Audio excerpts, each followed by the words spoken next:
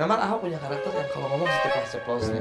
Tanggapan Bang Haji tentang ini makanya kalau dia dibilang gue dipilih rakyat nih, bahasa lu mesti merayat dong. Kan bahasamu adalah harimaumu.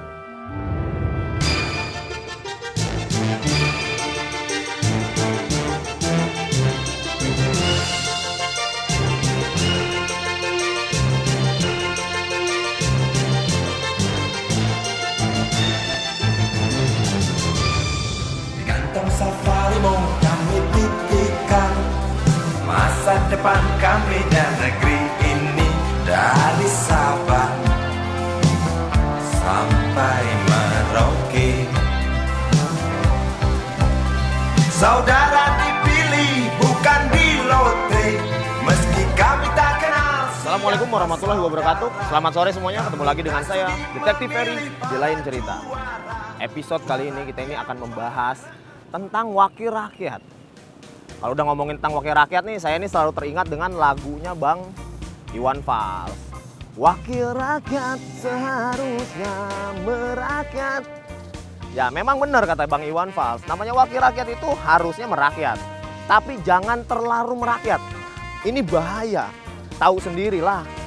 Masyarakat atau rakyat di kampung saya nih kerjanya kalau udah pada ngumpul, nongkrong, begadang. Ini kalau mereka ini ketularan para wakil rakyat bagaimana? Udah pada ngumpul di ruang rapat DPR, bukannya pada rapat, malah pada main gaple. Ini pantesan aja ya, kalau misalkan setiap mereka rapat, kerjanya mereka tidur. Mungkin ini malamnya mereka habis bergadang di pos ronda bareng sama rakyatnya.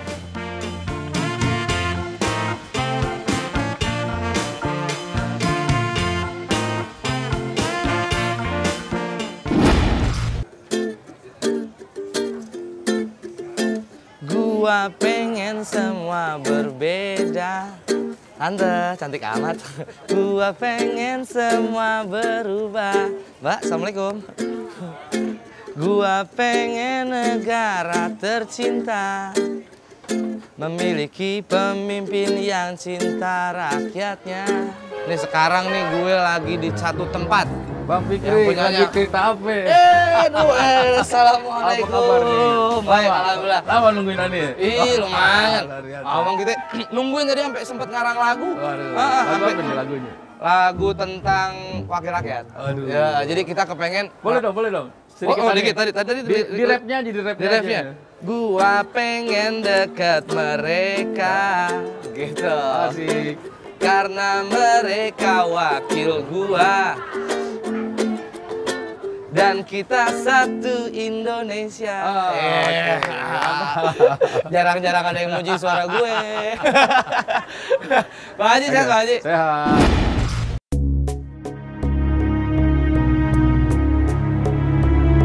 Siapa yang tidak kenal dengan pria yang satu ini?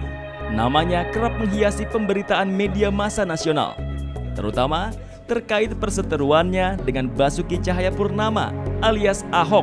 Monas kami tambah, kota tua kami tambah. Sebelumnya, nama Haji Lulung mungkin masih asing bagi sebagian orang.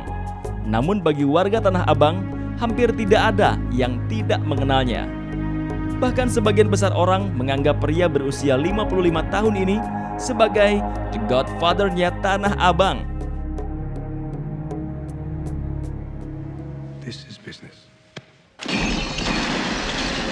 I know you're into banks and Wall Street, but everyone knows you're the final word. You're like the Supreme Court. All I want to do is protect you from these guys, and your lawyers can't do that. I said we make them dead. You give me the order, I'll take care of it. Kalau ngomongin tentang film, ini ada rumor yang berkaitan sama film, Bang. Iya. Filmnya kebetulan favorit kita juga, Bang. Iya. Tentang Godfather. Oh, Ini Godfather. ada yang bilang katanya Bang Haji Lulung ini adalah Godfather-nya Tanah Abang. Luar biasa. Iya. Sejak kecil saya hidup di pasar. Dari kecil Ya, hidupnya di pasar. kenapa? Karena terpaksa. Saya harus ada di dalam pasar sejak jam 5 pagi. Ngapain kan gitu? Bantuin nyokap, bantuin ibu. Wih, nyokap. Ngapain lagi? Cari sampah. Butuh sekali soal materi. Kalau ngomongin kita Godfather, Bang ya. Iya. Kalau nonton filmnya itu kan terkesan dengan kayaknya preman gitu. Iya, ini- Terus sampai ada gosip juga katanya Kalau ada yang bilang usahanya Bang Haji itu dari premanisme, klarifikasinya gimana tuh Bang? Ya, jadi gini, memang banyak orang-orang yang menyangka bahwa kalau megang sentra ekonomi itu dianggapnya preman. Padahal kita ngebina gitu kan, ngebina. Saya sejak kelas 3 SD, saya bergelut dengan persoalan-persoalan ekonomi, memang di sektor ekonomi. Saya punya konsep padat karya yang namanya investasi lingkungan. Saya sadar waktu itu kita nggak punya modal, kita cuma punya yang namanya lingkungan. Dan kemudian di sini ada sektor ekonomi yang setiap hari berjalan, ya perdagangan ekonomi Tanah Abang. Saya mencoba itu. Dan kewajiban kita adalah menjaga kampung. Kalau kampung kita yang namanya Tanah Abang sektor ekonomi ini aman, tentunya investor modal ini akan datang dan kawin dengan investasi lingkungan. Jadi saya pada waktu itu berpikir bagaimana perputaran uang di Tanah Abang itu dengan konsep investasi lingkungan ini saya dapat 1%. Artinya bukan persoalan ekonomi yang saya dapat, tapi persoalan jasa juga saya dapat. Pasar Tanah Abang bagi sebagian orang adalah sumber nafkah hidup yang tak akan pernah surut. Miliaran rupiah uang berputar dari pusat grosir terbesar se-Asia Tenggara ini. Uang tersebut berasal dari bisnis jual beli pakaian maupun bisnis pendukung lainnya.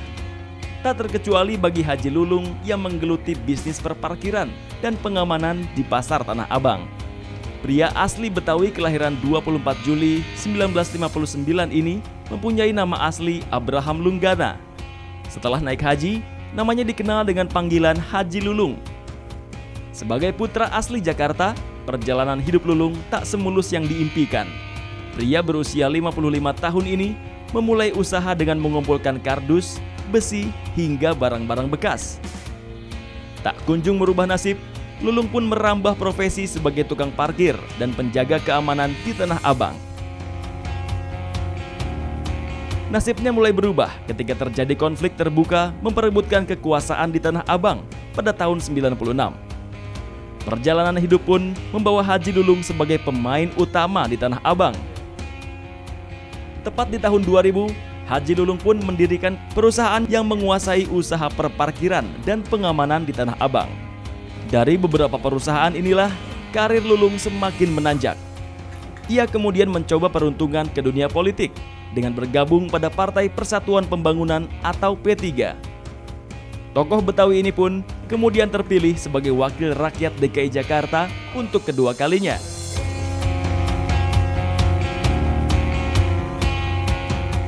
Tapi ada yang menarik di sini adalah kalau mau jadi anak kampung nih kayak Bang Haji. Ya nggak? Dari kampung keluarnya gedenya keren, asik. Kalau ngomong-ngomong anak kampung katanya Bang Haji nih anak kamso Bang ya. Maak kampung sokin. Ya itulah. Nah, Bang Haji tuh sampai segini cintanya sama Tanah Abang, sampai pernah ada beberapa yang pengen nanyain juga sampai beberapa resiko yang harus dihadapi untuk Bang Haji bisa memberikan pembinaan gitu kan. Emang ada cerita apa sih di balik Tanah Abang buat Bang Haji? Saya harus mempertahankan potensi yang dari Tanah Abang. Yang pertama clear dulu. Tanah Abang harus aman. Kita sadar Tanah Abang sebuah sentra ekonomi. Ini tidak sedikit persaingan.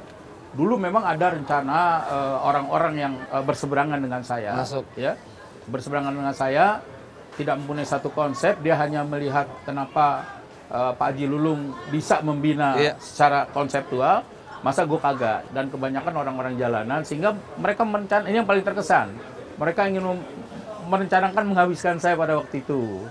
Karena sampai begitu? Iya, karena dari dukungan semua pihak, ya. Dan dukungan semua pihak, akhirnya itu bisa diatasi. Tahun 2000 ini Blok A terbakar. Dari Blok A terbakar itu baru kita bersama-sama pengembang juga membangun ini. Nah, akhirnya ini mulai dibangun. Ada sampah yang pertama. Kayak saya bilang pintu gerbang itu kan sampah. Jadi puing bangunan dan apa itu yang namanya besi-besi itu untuk saya. Dari puing sama sampah aja dari awal itu saya udah dapat yang namanya kalau dirupiahin itu. Saya udah dapat tuh yang namanya mobil mewah dan rumah mewah. Kalau gitu gue sekarang nyari sampah lah kerja lah. Nah, ini kan pengalaman kita ya.